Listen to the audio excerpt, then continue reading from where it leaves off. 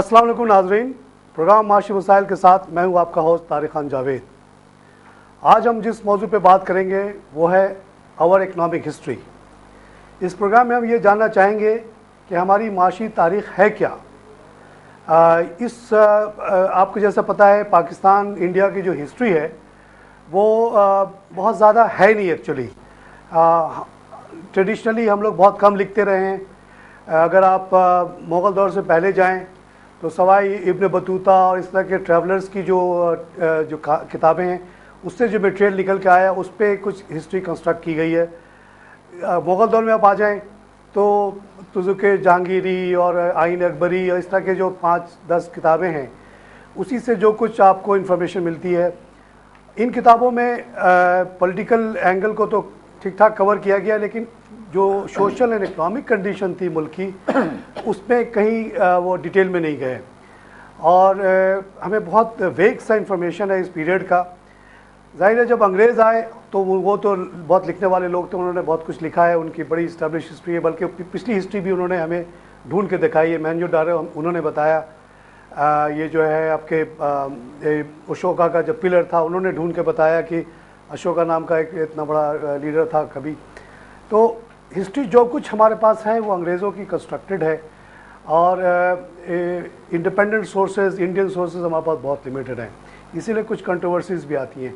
इस मौजू पे बात करने के लिए मैंने आज 2 एक्सपर्ट्स को दावत दी है। आइए मैं उनका तारुफ कराता हूँ। सबसे पहले हमारे पास एक सीनियर इकोनॉमिस्ट डॉक्टर महर अयूब साहब हैं जो कि मुख्तलिफ इंस्टीट्यूशंस को एडवाइस देते रहे हैं और दे रहे हैं। डॉक्टर साहब, welcome to our show, thanks for taking your time.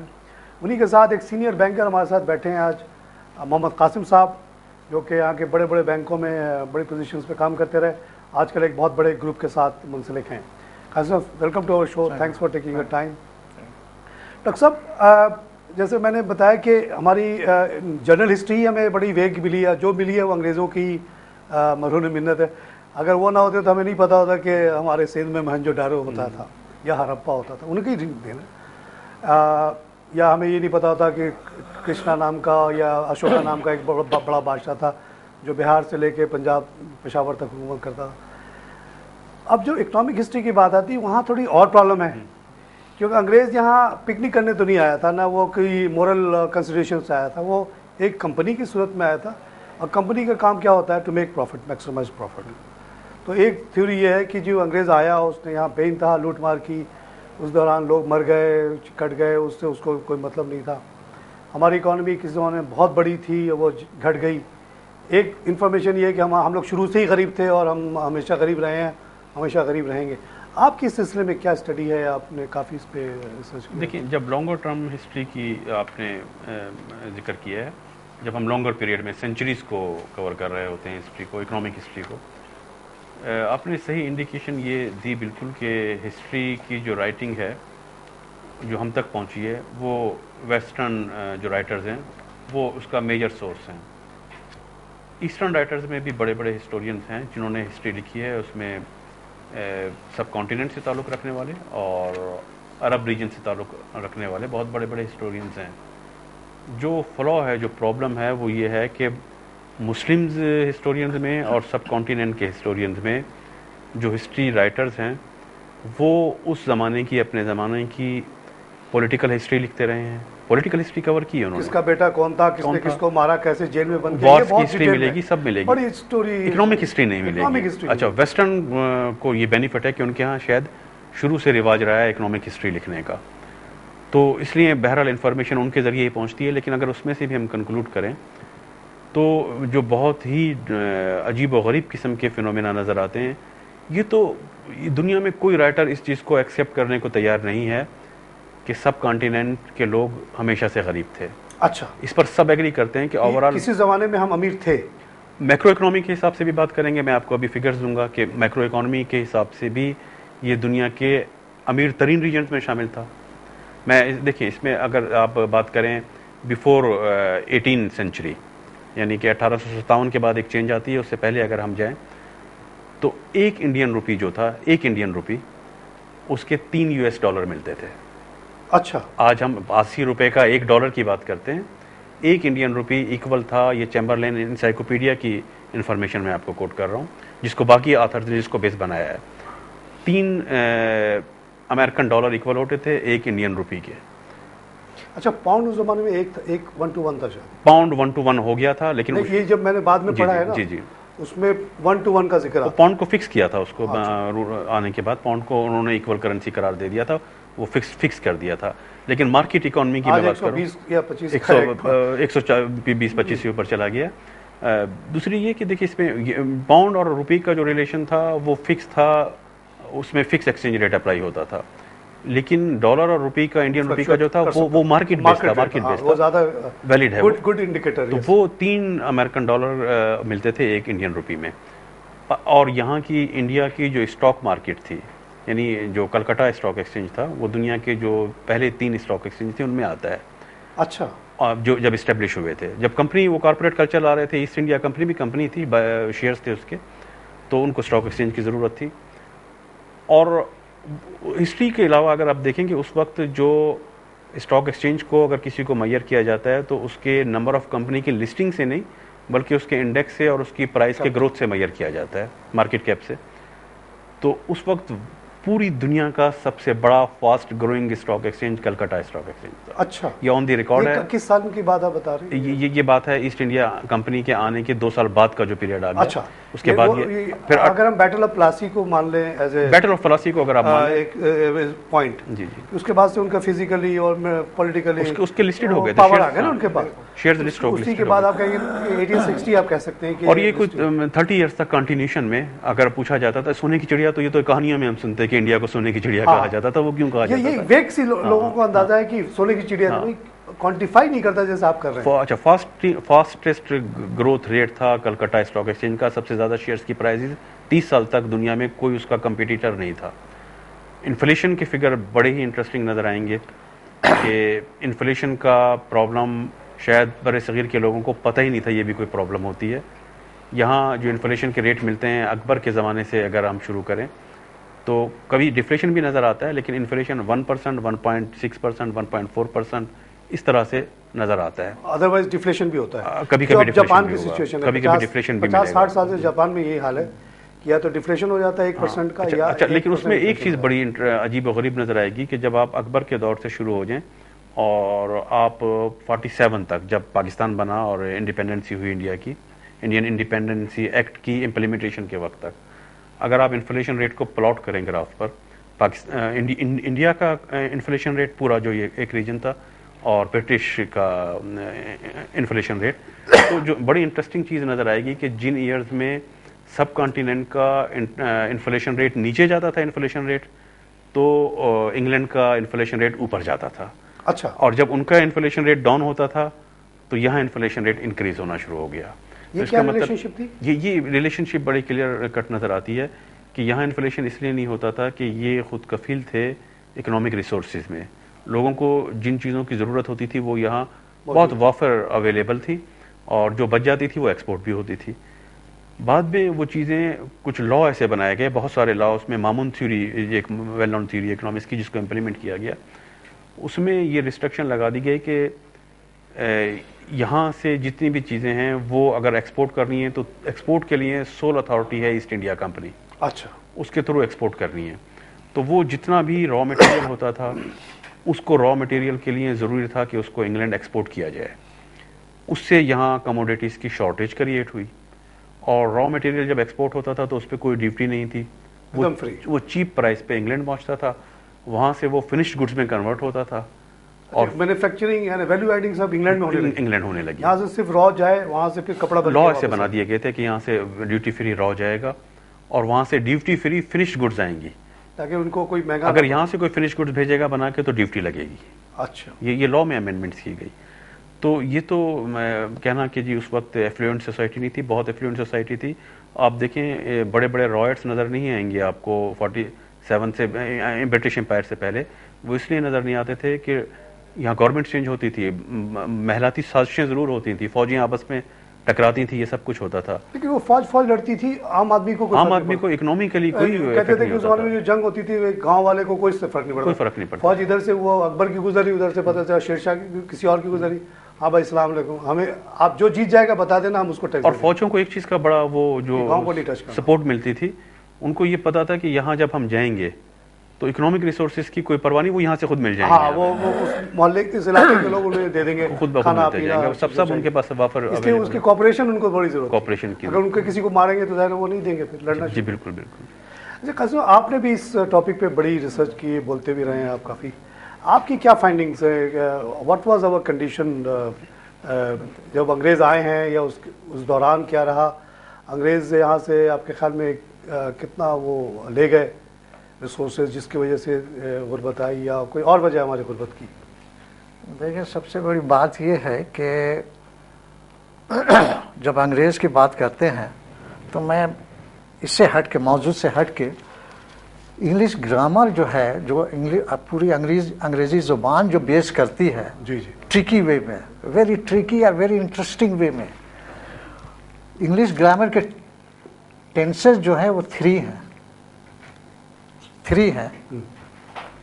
Past, present and future, 3। जी।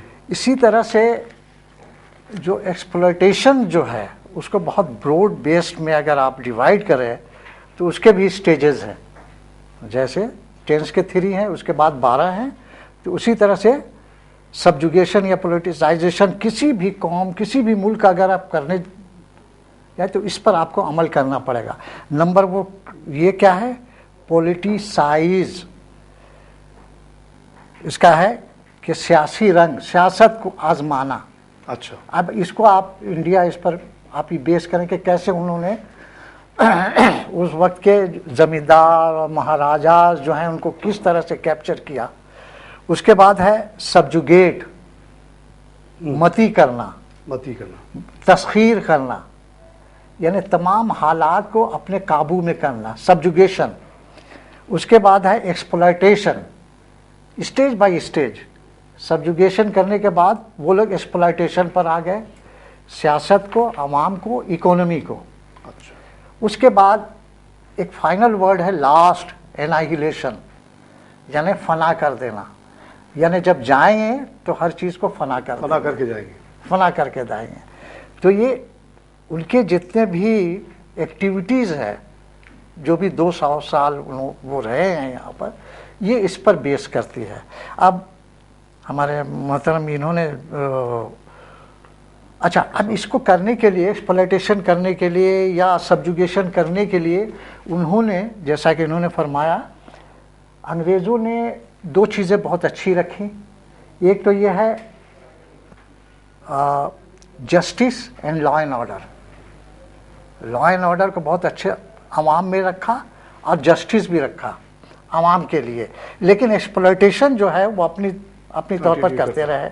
अब मिसाल के तौर पर एक आर्टिकल का मैं एक रेफ़र कर रहा हूँ कि जब इन 1757 जब ब्रिटिश जो आकर अपना पाँव जमाए, प्लास्टिक वाए, उस वक्त हिंदुस्तान जो है पूरी दुनिया का इकोनॉमी जो बेस करता था या सप्लाई करता था वो 30% है।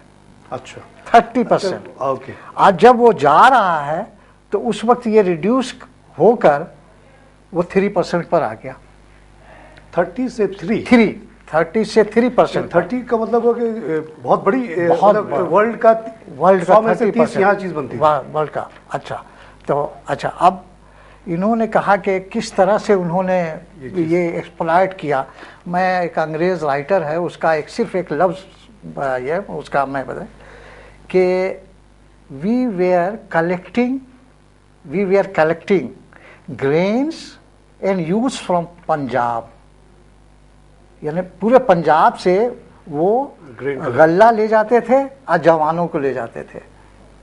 अच्छा, इसके अलावा और भी है, ये है जैसे कि इन्होंने कहा कि यूटिलाइजेशन, अभी इन्होंने कहा कि रॉ मटेरियल यहाँ से ले जाते थे, वहाँ से अब इसको मैं आपको, अगर मैंने जो साहब हमारे साहब मशरक़ी पाकिस्तान गए होंगे और वहाँ काफ़ी देखा भाला होगा, तो वहाँ पर उस ज़माने के 2, एक था लैंसडाउन, एक कंपनी थी, और एक ये अभी भी है मैकनिली एंड किलबर्न।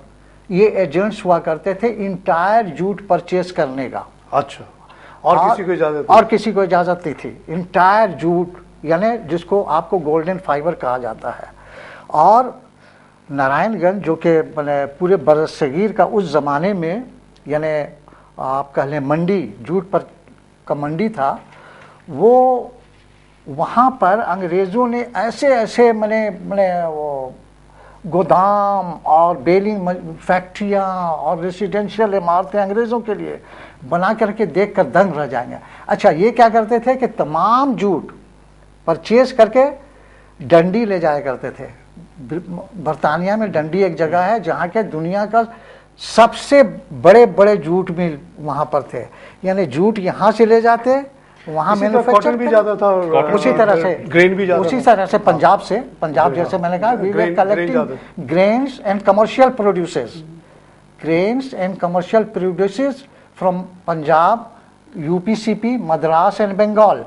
ये अच्छा, इसीलिए आप मैंने अगर हिंदुस्तान जाकर काफ़ी मैंने ये करें तो रेलवे का निज़ाम जहाँ से हिंटरलैंड बनाया था इन लोगों ने, हिंटरलैंड, वहाँ पर रेलवे का निज़ाम बहुत ही अच्छा रखा था ताकि वहाँ से कलेक्शन कर सके, कलकत्ता पहुँच जाए, कलकत्ता पहुँच जाए, वहाँ से पहुँच जाए और ये पहुँच जाए। सही। तो ये जो है इन लोगों का, जाहिर है कि वो लोग आए थे यहाँ से अपना। डॉक्टर साहब, आप थोड़ा सा हमें ये बताएं कि जैसे आपने करेंसी वगैरह का बताया, वो क्या मैकेनिज्म था जिसके तरह वो जिसके तहत ये रिसोर्स जो है वो यहाँ से इंग्लैंड ट्रांसफ़र हुआ करती थी, ये किस तरह से ये नहीं, वो मैकेनिज्म तो देखिए उस वक्त तो उनका मैकेनिज्म जो था वो सिर्फ उन्होंने कहा था कि लॉ इस तरह के बना दिए थे कि यहाँ पे मैन्युफैक्चरिंग ना हो सके। आपने कहा कि ठीक है यहाँ से रॉ मटेरियल उठा के भेज दो इंग्लैंड, तो वो अगर आप इतने बड़े पैमाने पे एक्सपोर्ट करेंगे तो आपको पेमेंट भी तो करनी पड़ेगी। नहीं, लेकिन वो रॉ मटेरियल की पेमेंट करनी पड़ेगी, रॉ मटेरियल की पेमेंट उससे पहले वो पेमेंट्स करते थे। देखिए, रॉ मटेरियल की पेमेंट तो बहुत चीप हो जाएगी ना, इसलिए कि पहले यहाँ कंपटीशन था कि मिल वाला रॉ मटेरियल ख़रीदता था और मिलों के दरमियान कंपटीशन होता था। मिल वाला उसकी अच्छी प्राइस ग्रोवर को इसलिए देने पे मजबूर होता था, दूसरा मिल वाला दे देगा उसको, दूसरा मिल वाला दे देगा और मिल वाला उससे प्रॉफिट कमाता था, एक्सपोर्ट करता था। अब मिल वाले को तो एक्सपोर्ट की इजाज़त नहीं है, सिर्फ एक कंपनी, ईस्ट इंडिया एक कंपनी, उसकी मोनोपोली है। अब जब मोनोपोली है, बायर ही एक ही है पूरी मार्केट में, जो रेट दे दे वो जो रेट दे दे।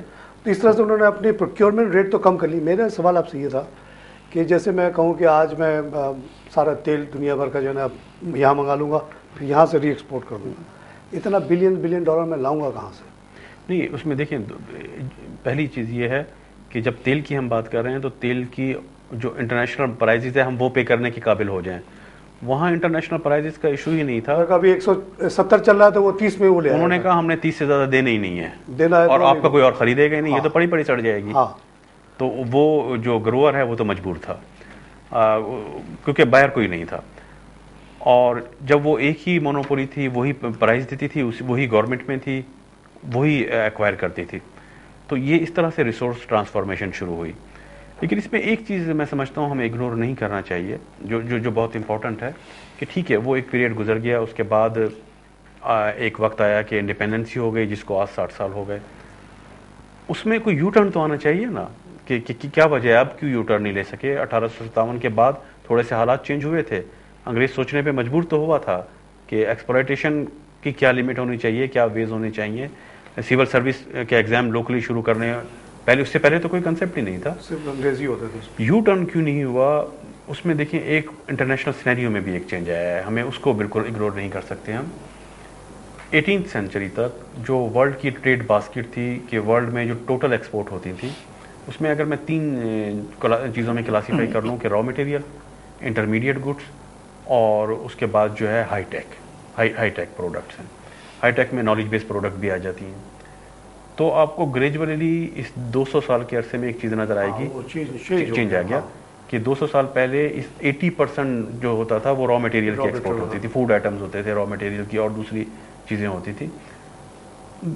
80% शेयर होता था, और 20% के करीब जो होता था वो इंटरमीडिएट का होता था। जो हाई टेक है वो तो 1% से ज़्यादा शेयर होता ही नहीं था।